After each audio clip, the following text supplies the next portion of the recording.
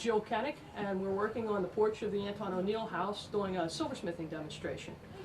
This weekend I will be working on crafting a sterling silver bell in the style that Anton O'Neill would have done. What I'm doing is using a technique called straight raising. Essentially I'm going to start with a disc of silver, and this one has already had one course or one round of raising on it. This has been crimped just to pull the form off of the flat shape. And what I'm going to be doing now is progressing forward and doing some raising until I eventually pull this up into the shape of a bell. Jill is So it's a series of progressive hammerings to lay the metal down into the right position. And in between each course, the silver will be heated up to what's called an annealing temperature, which is about 1800 degrees. And that realigns the molecules of the silver and causes it to be soft again. And through probably a progression of maybe 20 to 25 courses of raising, we're going to develop this up into a handbell. So check back often throughout the weekend and you'll be able to see some progress on it.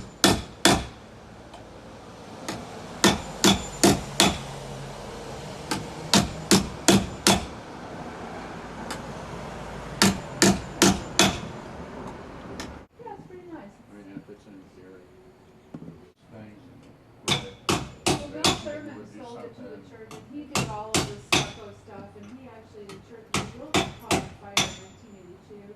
It was actually a two-story Victorian style, teenage style, and he cut it off to make it look like a French building. It really is a French building. It's an American, full American frame building. So,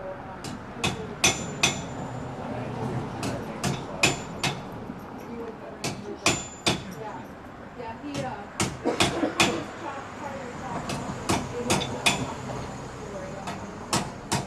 same thing they did to the story brick building down there. George, he's got apartments in there now. They caught on fire about 10 years ago. Oh, is that right? They took the top story off. Oh, okay. Well, apparently that happens quite often, so. So anyway, Jill is doing silversmithing. We're going to try to raise money for our capital fund, so that's why we're up here. Your little dog said, come on, let's go. Guys, it's so right now I started to slowly work around the edge, and in between courses I will heat up to dull cherry red, which is about 1600 to 1800 degrees. That realigns the molecules and softens it back down, and then I work over it. Unlike blacksmith where you work in a pot, I'm always working over. This is the first course. I start with a flat disc, and this was just a quick what's called crimp raising.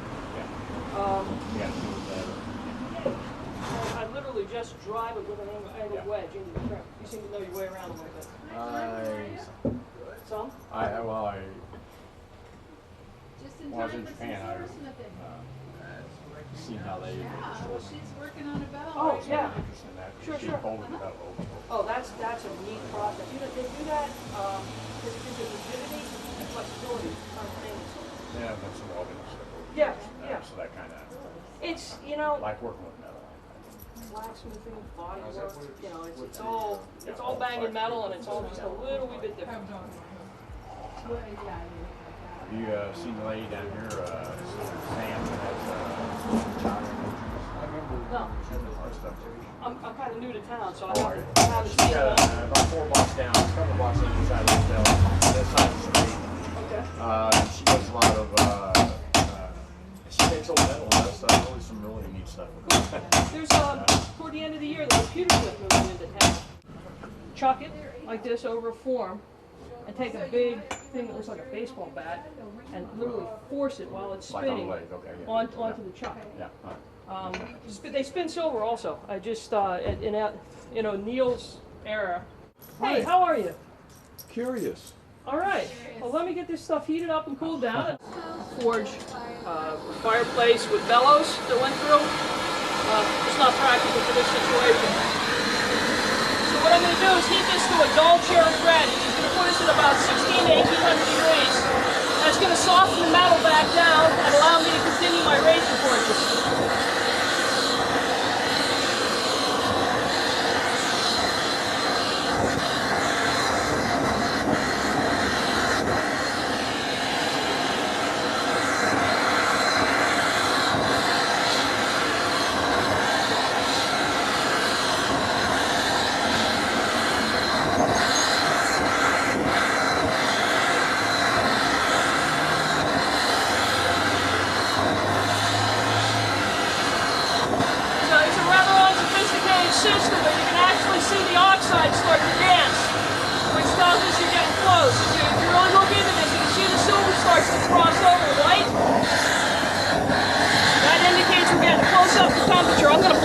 You might be able to catch the dull red that I'm looking for.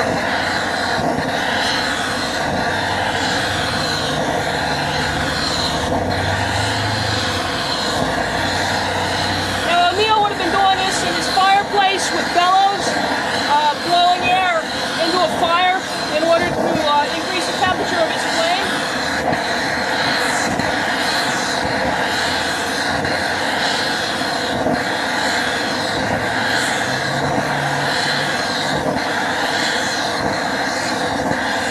Starting to get a little bit of a glow to it. Silver gets that light. Yeah, what's happening is silver is a combination of a couple of different metals. It's 92.5% fine silver, and the balance is primarily copper. And what happens is it actually copper depletes the surface. It rearranges the layers like a sandwich. So what's happening is the fine silver is coming up to the top of the piece, which is the 999 pure silver.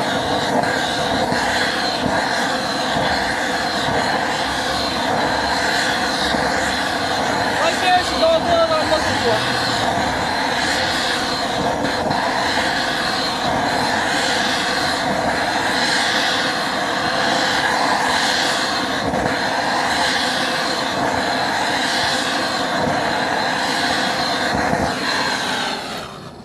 Doesn't hold it long. Don't want to bring it up too high, or actually the inside layer of silver will start to boil, and it'll you'll get like a reticulated surface. You said it was 92% silver, and what was the other? 90. It's 925 parts of 1,000. Okay.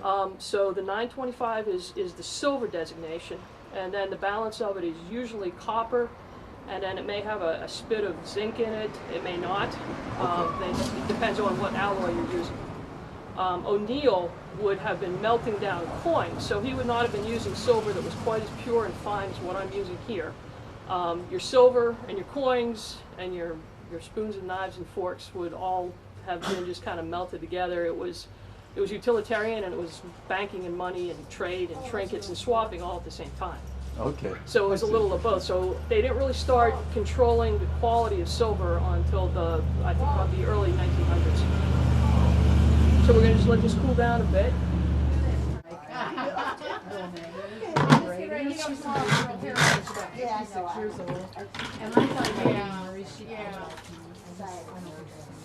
think I can sustain the whole day tomorrow on that too. I don't know. He's in the oil. I had his very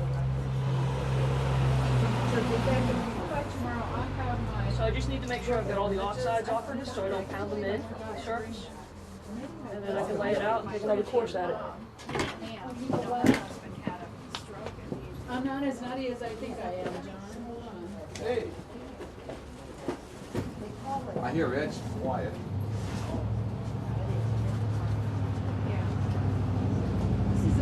So you notice there's a little prick mark in the center, and you'll notice on all of O'Neill's things that are straight raised, there's a little starting point. It helps the silversmith stay centered, make sure the vessel stays symmetrical, and also gives you a place to drop a compass to map out your lines. There's not a silversmith out there that does this without some guidelines. So it's just a series of concentric circles to make sure the vessel's coming up straight.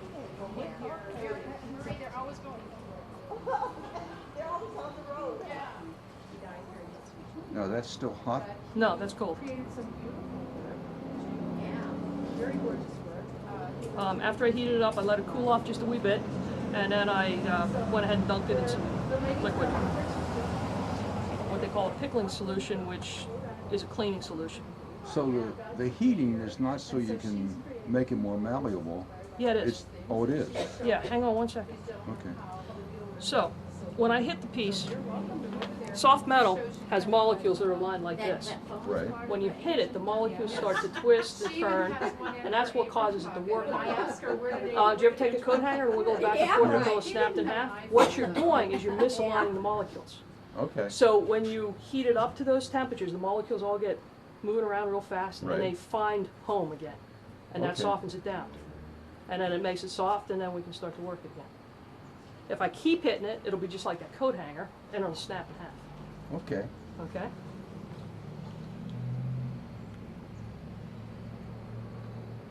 So Jill is making a silver bell in the same method that O'Neill would have made back in 1820 when he was here. And we know that Antoine O'Neill made his silver from coins. We're not sure if that's all he used, but he melted down coins. Sometimes the silversmiths would have. I'm really content with the form up to about right here. Okay. So I'm gonna just let that area go. Right. Next course through, I will what's called planish it, or do the finishing hammering there, which will help set that form. But right now, what I'm trying to do is just draw it in more. All right. So we start again. What I'm actually doing is just coming in over air right now. Trying not to actually contact the stake, because I don't want to stretch the metal. I don't want to thin the metal.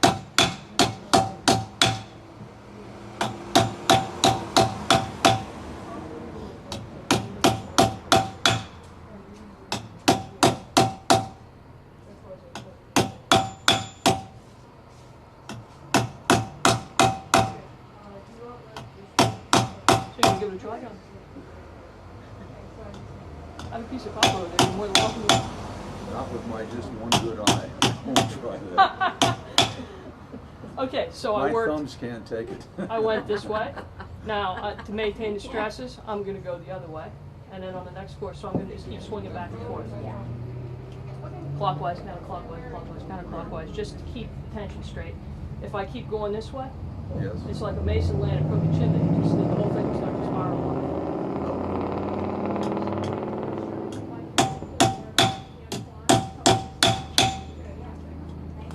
Stay there.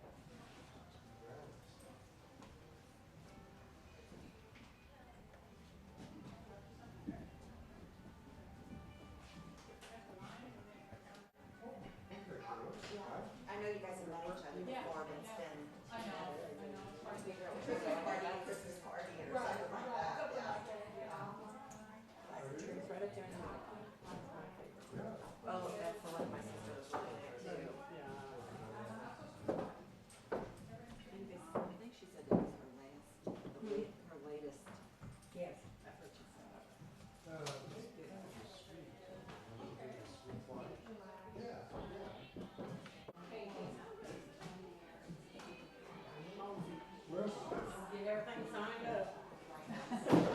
Same old, same old. Sometimes that's good. Well, I don't know, sometimes that's boring. Yeah. How about you, anything new? Well, I did 18-mile flow on Prince. Got one way traffic here. Yeah. I went out this morning to my garage and the kayak has taken up residence in my garage now. Oh. I think Sam was talking. Just showed up. Showed up. I worked back in, I said, so there's I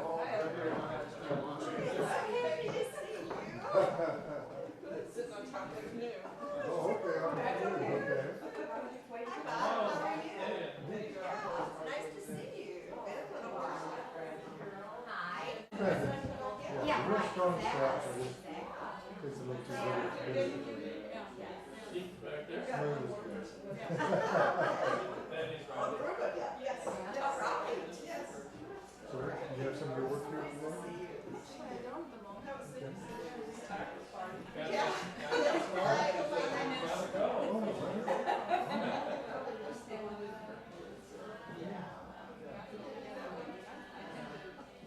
Wait until I'm out, right frame of mind, right. Yeah. It's kind of always Still here. because that. And then these two walls are the current. And show up and do it.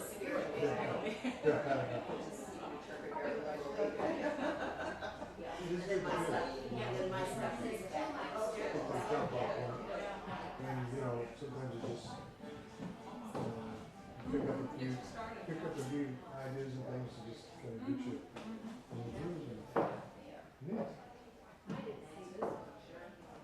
Oh, what a perfect night.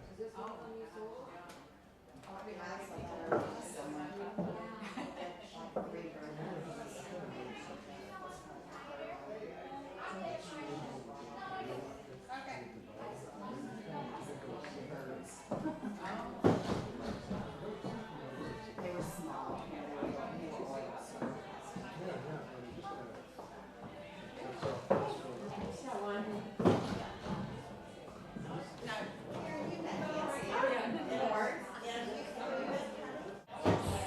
Very nice. I thought you didn't remember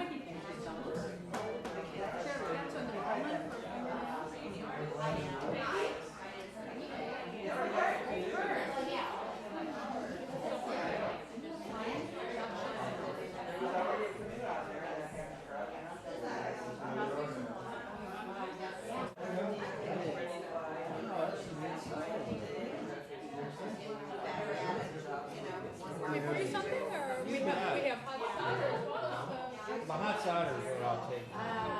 Yeah. What kind of dip is this?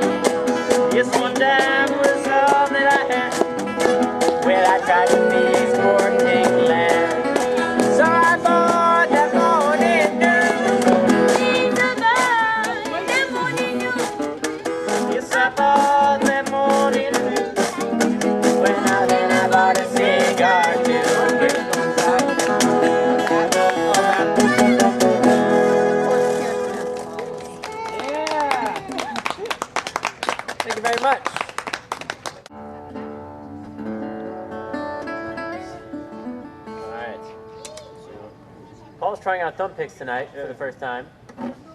Almost first time. First time, like, actually. Yeah. It's okay, should have back. So we got CDs and t-shirts, and those are for sale, and stickers and buttons are free. Yep. We're from St. Louis. This is a tune called That Don't Matter Now. There it is. Hold on. Start. No, go. Now? Yeah.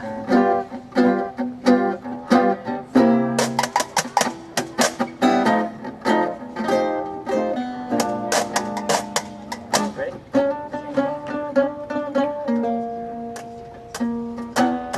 I wake up every morning with the rising sun, thinking of my gal and all the good that she done. But oh,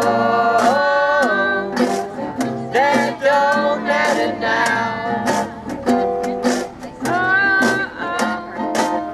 you miss you what you ain't you well right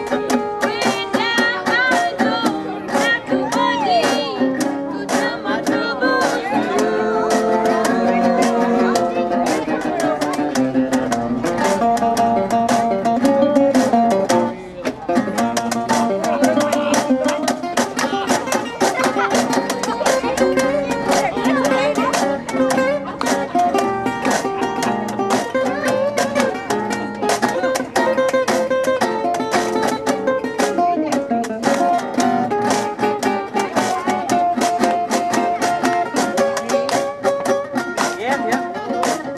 Yep.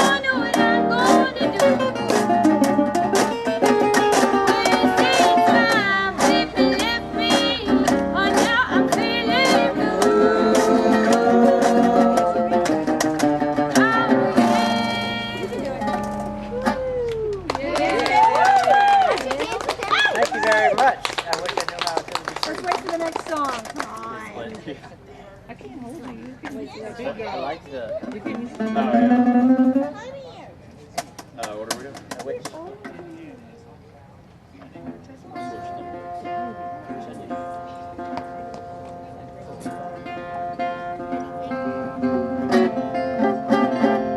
We are so happy to be here tonight. This is a cool little event that we, Hannah and I were here for my cousin's wedding about 2 years ago. We were like, this would be a cute time to play, or a cute town to play, but it was like February. Yeah. And then 2 years later, here we are. So, speaking of wishes, and we wish we could have been playing here at that time, this is the tune called I Wish I Knew How I Feel to Play. It's in Genevieve. It's actually called I Wish I Knew How I Feel to Be Free, but alright.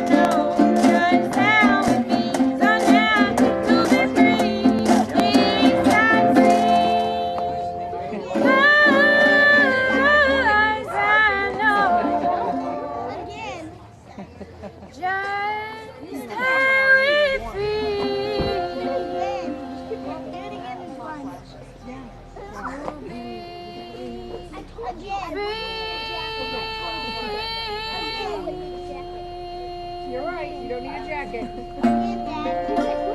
that's good. Where's your jacket? That's the other one. I'm sorry. I don't want you cold. Nice. Yeah. And a satellite singing for you there. Yeah.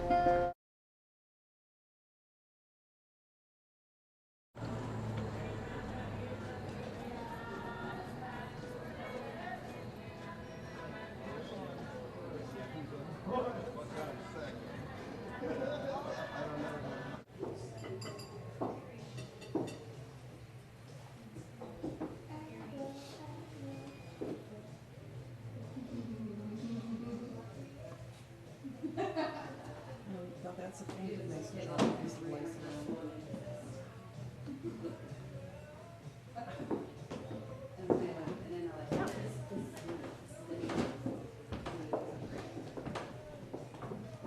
Yeah, did you tell Mom what they said? Like, you can't ever move out, ever?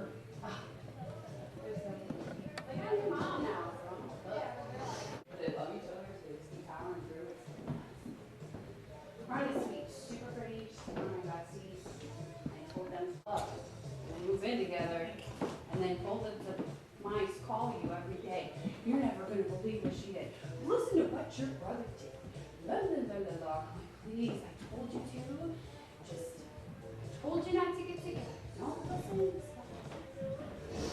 Yeah, it's pretty funny. Oh, well, anyway, they're like, are you coming with us? And they move, they're like, you're coming with us? I'm like,